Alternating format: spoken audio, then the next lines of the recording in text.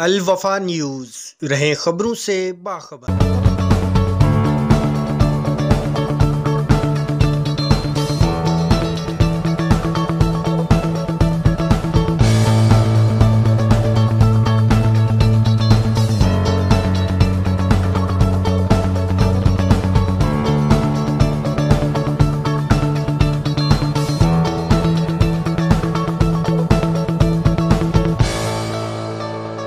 मारूफ businessman और रूरवा Medicam group Khalil Ahmad ननीतालवाला की जानिब से हर साल की तरह इस साल भी रमज़ान मुबारक में इफ्तार डिनर की तकरीब का इनेकाद किया गया, जिसमें न सिर्फ पाकिस्तान बल्कि गैर मुल्की सफारतकारों ने भी शिरकत की। तकरीब में council general Indonesia, council general Oman, मारूफ बैनुल-अक़वामी शोहरत याफ्ता समाजी रहनुमा अंसार बर्नी, PSP के रहनुमा डॉक्टर अरशद बोहरा, अशफाक मंगी, शुजाअत अली बेग, मारूफ बिजनेसमैन और साबिक वफाकी वज़ीर मियां जाहिद हुसैन, जुनैद ननीतालवाला, खुर्रम ननीतालवाला, असलम खान और तकरीब के मेज़बान खलील अहमद ननीतालवाला, जिन्होंने अल वफा न्यूज़ को बताया कि कोरोना वायरस के बायस गुज़िश्ता 2 साल तकरीब इल्तवा का शिकार थी। नई बात यह है कि कोरोना की वजह से काफ़ी रिस्ट्रिक्शंस हैं, तो इतना गैदरिंग भी करना ज़रा मुश्किल रहता है। तो हमने कोशिश की कि वैसे ही हो, बल्कि माशाल्लाह लोग तो आज बहुत तारीफ़ करके गए कि हमने एक साथ ही यानी लेडीज़, जेंट, बच्चे सब बड़े सब एक ही साथ हो गए। यानी हमें हर साल देखने को मिलता था कि लोकल कम होते थे पाकिस्तानी और गैर मुल्की ज़्यादा होते थे, तो ये शायद इस वायरस की बाइस जो है वो मेहमान को हमने बुलाया था, लेकिन 2-4 ही आए क्योंकि आम तौर पे ज़रा उनकी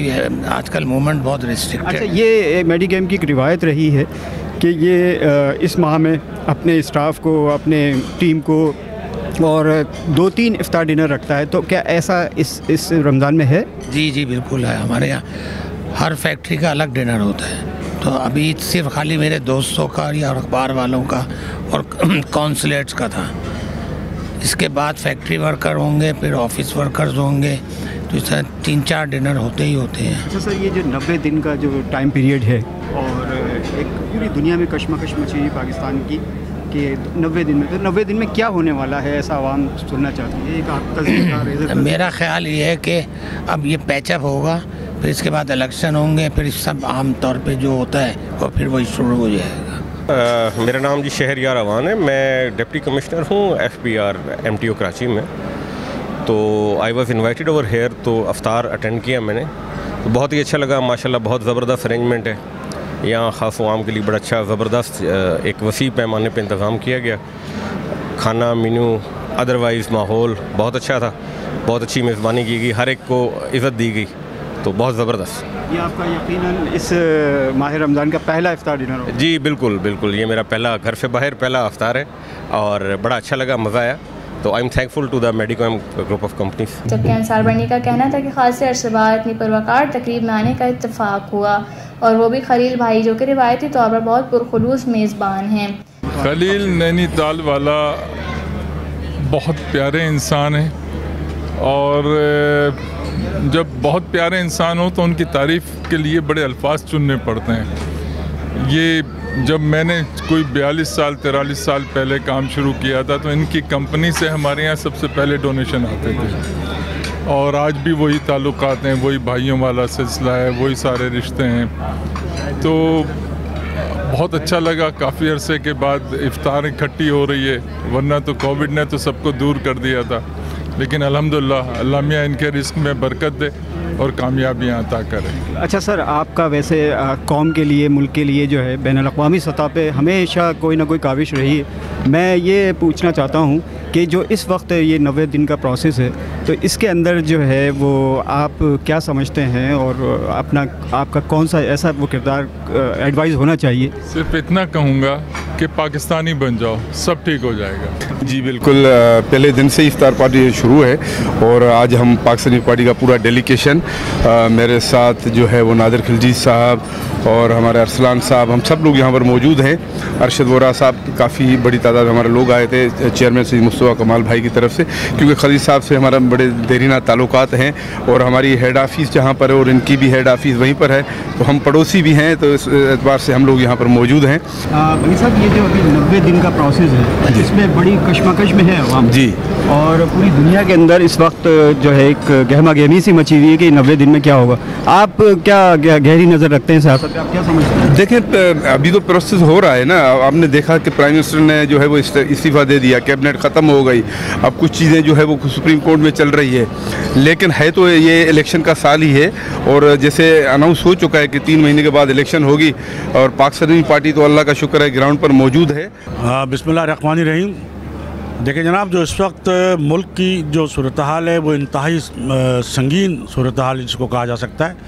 मेरा ख्याल है कि ऐसी संगीन सूरत हाल और ऐसा आइनी बहरान जो है वो इससे पहले पाकिस्तान की सियासत में कभी भी नहीं हुआ।